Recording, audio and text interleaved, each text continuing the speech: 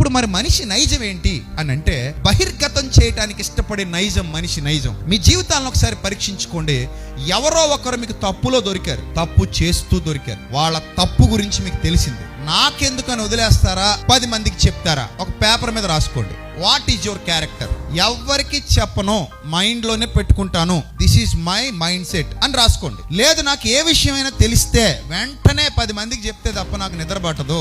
ఇదిగో ఈ అమ్మాయి ఎలా చేసిందంట, ఈ అబ్బాయి ఎలా చేశాడు, ఈడక్కడ దొరికిపోయాడట, అమ్మయ్య వీడియో దొరికేసింది, వేసేద్దాం. వీడియో దొరికేసింది, మాకు ఫుటేజ్ దొరికేసింది, ఇంక మనం ఏం చేసేద్దాం, ఇక మీద దీన్ని పబ్లిసిటీ చేసేద్దాం, అందరికీ చెప్పేద్దాం, అందరికీ ఊరంతా అరిచేసి, ఇతను ఎదవా, ఈమె ఎదవా, ఇత చండాలిది, ఇది చండాలుడు, మరి పనికిమాలినోడు, పనికిమాలింది, చూసావా ఎంత ఎదవో ఇడు, చూసావా ఎంత ఎదవో ఈమె, ఇగో వీళ్ళ పిల్లలంట, వీళ్ళ కూతురంట, వాళ్ళ అమ్మాయి అంట, వాళ్ళ అబ్బాయి అంట, అతనంట, ఇతనంట, ఆవిడంట, ఈవిడంట, అక్కడ దొరికిందంట, ఇక్కడ దొరికిందంట, అలా చేసిందంట, ఇలా చేసిందంట.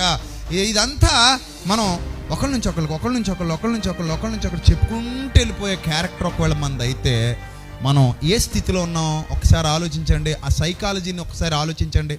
తప్పులు చేసాం, చాలా తప్పులు చేసాం మన జీవితంలో. తెలిసి కొన్ని చేసాం, తెలియకుండా కొన్ని చేసాం, మనసులో కొన్ని చేసాం, బయటికి కనబడేలా కొన్ని చేసాం. ఇలాగా మనిషి జీవితంలో తప్పటడుగులు పడకుండా నడకేలా నేర్చుకుంటాడు. చాలా తప్పటడుగులు మన జీవితంలో పడ్డాయి కదా. ఇప్పుడు ఎదటోడుకు కూడా అదే వ్యక్తిగత తప్పిదంలో ఎందులోనూ చిన్న దాంట్లో పడ్డాడు అనుకోండి, మనం ఎందుకు పబ్లిసిటీ చేస్తాం? చెయ్యకూడదు అనే ఇంగితం మనకు ఉంటదా? ఉండదా? ఉంటదే.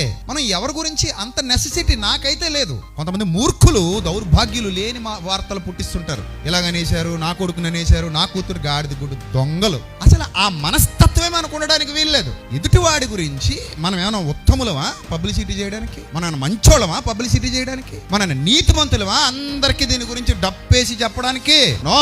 వ్యక్తిగత బలహీనతలు అందరిలో ఉంటాయి, చాలా మందిలో ఉంటాయి. అరే నేను ఒకప్పుడు బురదలో దిగా, బురద తొక్కా, ఇప్పుడు ఇంకొకటి కాళ్ళకి నాకు బురద కనబడింది. నేను దొక్కిన బురద ఇప్పుడు వాడు దొక్కాడు, నేను దొక్కిన బురద ఇప్పుడు ఆమె దొక్కింది.